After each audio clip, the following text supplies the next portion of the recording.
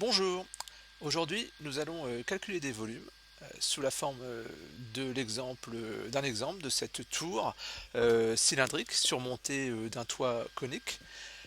Nous avons les dimensions nécessaires à ce calcul, le rayon du cylindre qui est égal à 3 mètres, la hauteur du cylindre qui est égale à 10 mètres, le rayon du cône qui, comme vous le constatez, est le même que celui du cylindre, donc 3 mètres, et la hauteur du cône qui est très facile à calculer, puisque l'ensemble mesure 15 mètres de haut et que le cylindre a une hauteur de 10 mètres de haut.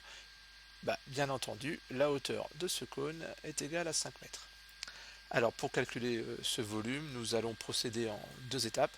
Tout d'abord, le calcul du cylindre, du volume du cylindre, et le calcul du volume du cône. Nous commençons par celui du cylindre.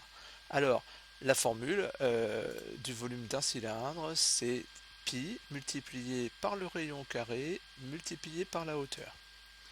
Nous remplaçons le rayon par sa valeur, 3 mètres, et la hauteur par sa valeur, 10 mètres. Voilà ce que ça donne. J'ai remplacé le rayon par 3 et la hauteur par 10. Alors, tout ceci peut se faire bien entendu de tête. 3 au carré fois 10, c'est très facile à calculer. Mais pour ceux qui auraient quelques difficultés en calcul mental, nous allons utiliser une calculatrice et nous allons taper ce calcul. Donc, pi multiplié par 3 au carré multiplié par 10. Voilà ce que nous donne la calculatrice. Elle nous donne la valeur exacte du volume, 90 pi, c'est-à-dire 90 multiplié par pi. Si nous avions envie de trouver une valeur approchée, il faudrait appuyer sur la touche SD. Voilà. Mais moi, j'ai envie de travailler avec des valeurs exactes pour éviter des erreurs d'arrondi. Je vais donc écrire que le volume du cylindre est égal à 90 pi mètres cubes. Je m'attaque maintenant au volume du cône. La formule pour le volume d'un cône, c'est 1 tiers multiplié par pi, multiplié par le rayon au carré, qui est égal à 3, multiplié par la hauteur, qui est égale à 5.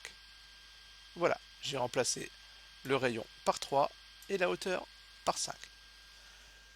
Là encore, je vais utiliser la calculatrice. Voilà.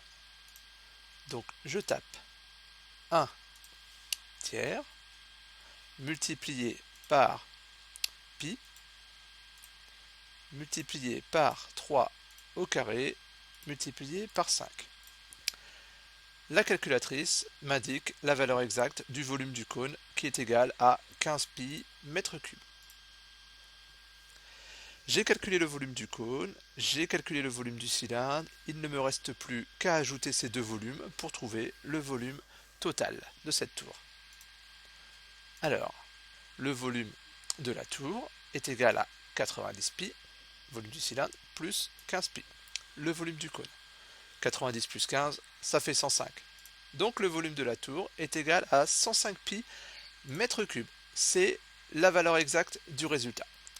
Maintenant, si j'ai envie d'avoir une valeur approchée, je vais une dernière fois utiliser ma calculatrice et je vais taper le calcul 105 multiplié par pi et je vais taper sur la touche SD. Voilà ce qu'affiche ma calculatrice. Je vais arrondir ce résultat à l'unité, c'est-à-dire que je ne veux pas de chiffre après la virgule. Alors comme il y a un 8 derrière la virgule, je vais arrondir le résultat à 330 mètres cubes. C'est la valeur approchée à l'unité du volume de cette tour.